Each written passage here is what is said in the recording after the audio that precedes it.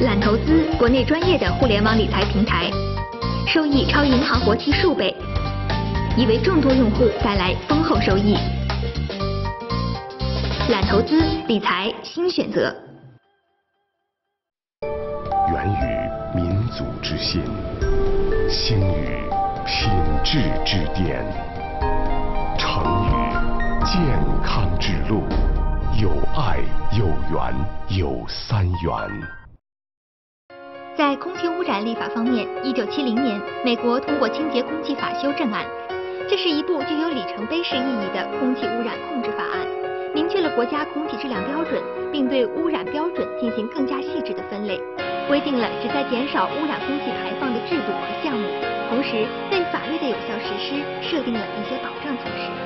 在此后的几十年间，该法案又经过了数次修改。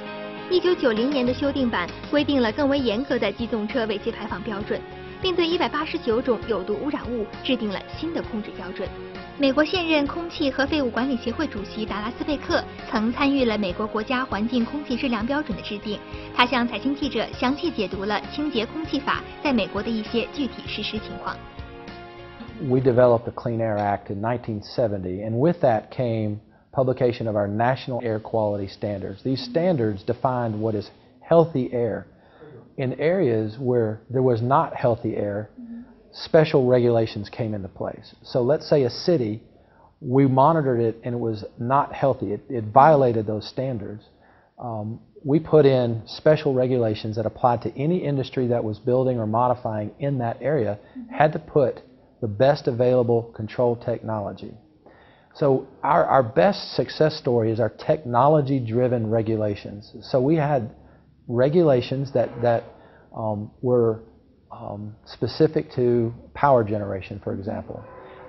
And if a power generator was coming into an area that was not in attainment for those standards, then the restrictions were extremely strict. And that's where the incentive to build inside of a polluted area became hard, because they had to put in the costly controls to remove the pollutants from the gas stream. So the success of our federal regulation required that all states put in plans to meet those standards that are published. In areas where they're not, they had to have specific plans to become into attainment. Okay, so how about another part? How about the legislation or technology? Are there any lessons China can learn from United States experience? One was having to do with our vehicles. It got mentioned earlier that we required all vehicles manufactured or sold into the U.S. after this certain date have catalytic converters. That has dramatically decreased our tailpipe emissions at the same time that our vehicle miles traveled, that we're on the road almost 3 times as much as we were 30 years ago, but we've reduced at the same time our tailpipe emissions by 84% is the number I have. So that's a success story, is catalytic converters, low sulfur emitting engines, energy efficient engines, urban public transportation policies, more buses, subways, etc. And the combination has been a success story, and that took a federal requirement to mandate that fuels and engines met certain efficiency. And Chinese government also keep taking actions in cleaning our airs. And in your opinion, those actions are correct? Are we in the correct direction?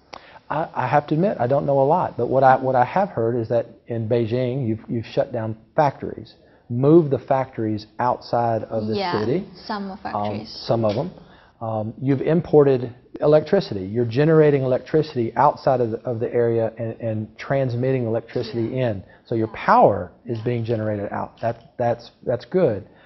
But what doesn't solve is the wind-blown transport of pollutants. Exactly. And so that is a frustrating thing for Beijing, that it's happening over here, but you're impacting it here, and you have no control over it. That's where a centralized strategy, a centralized government, as we both have. We have the U.S. EPA. You have your centralized government that can work with individual areas and cities to develop strategies to, if you know that pollution generated here is impacting over there, then you can work on that.